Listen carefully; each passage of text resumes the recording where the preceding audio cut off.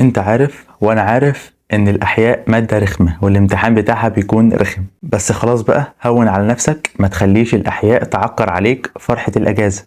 انتهت سنة طويلة بحلوها بمرها بصعبها وبسهلها. افرح بقى، العب، سافر، نام براحتك، واصحى براحتك، بس ما تنساش صلاة الفجر. خلاص ما عدتش هقولك ما تراجعش، راجع براحتك بقى على المواد اللي انت عايزها.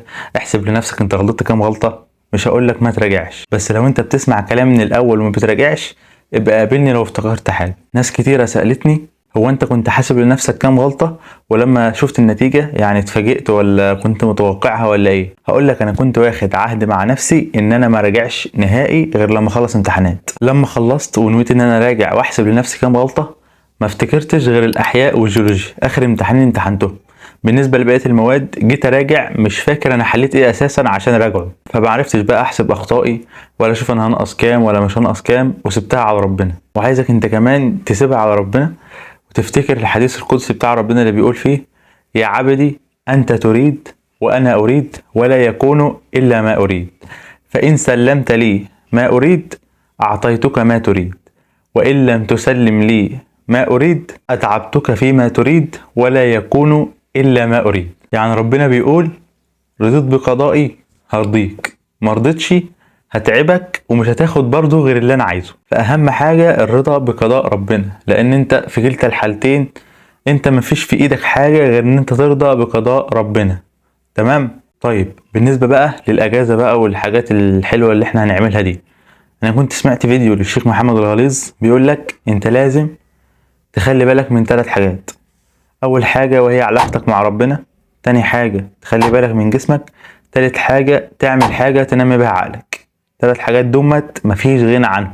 بالنسبة لعلاقتك مع ربنا، لازم تصلي صلواتك في اوقاتها، تصل ارحامك، تتقي ربنا في اي حاجة انت بتعملها. واهم حاجة تعملها ان انت تحفظ قرآن في الاجازة. يعني انت قدامك وقت كبير جدا، وحفظك للقرآن مش هيبوظ لك الاجازة ولا حاجة. فعشان كده انا سايب في الوصف 3 روابط: الرابط الاول وهو الجروب الرئيسي، الرابط التاني وهو جروب للرجال، الرابط التالت وهو جروب للنساء. بالنسبة بقى لنظام التسميع، اقول لك انت عندك نظامين: النظام الاول لو انت خاتم، والنظام التاني لو انت لسه بتبدأ حفظ.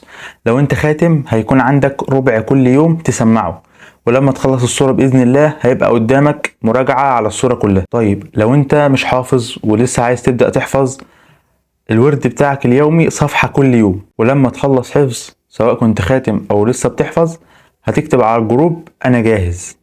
هيرد عليك واحد يقولك اتفضل، تقوم رايح رنن عليه مكالمة صوتية تليجرام، وهيرد عليك وهيسمع لك بإذن الله. فيعني ناخد الموضوع بجدية، وربنا يجعله في ميزان حسناتنا وحسناتكم بإذن الله. وبنشكر جدا القائمين على الجروب ده، ربنا يكتبه في ميزان حسناتهم بإذن الله. هو يعني صديق ليا في الكلية، ربنا يكرمه بإذن الله. ده بالنسبة لعلاقتك مع ربنا. طيب بالنسبة لجسمك، هقول لك انت طبعا عارف ان انت لازم تلعب رياضة، تهتم بجسمك، تروح الجيم، تعمل اي حاجة مفيهاش كشف العورة ولا معصية لربنا سبحانه وتعالى. اكيد انت عارف ده. بالنسبة لتاني حاجة، بالنسبة لتالت حاجة وهي تنمية عقلك، لازم تتعلم مهارة من اللي هي اونلاين دي، او تتعود ان انت تقرأ كتاب. يعني اهم حاجة تعمل حاجة تفيدك، يعني دلوقتي وبعدين.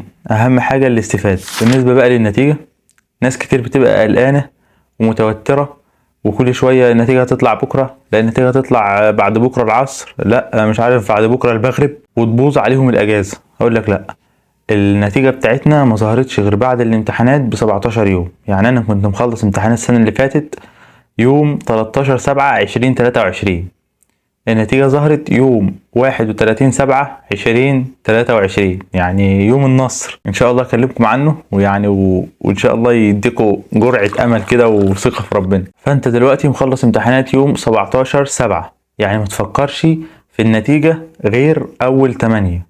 ما تخليش حد يقعد يلعب باعصابك ويبوظ عليك الاجازة.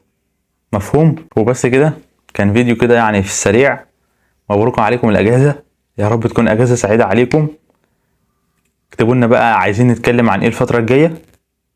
ما تنساش اللايك، وتصلي على الحبيب صلى الله عليه وسلم، ودمتم بخير.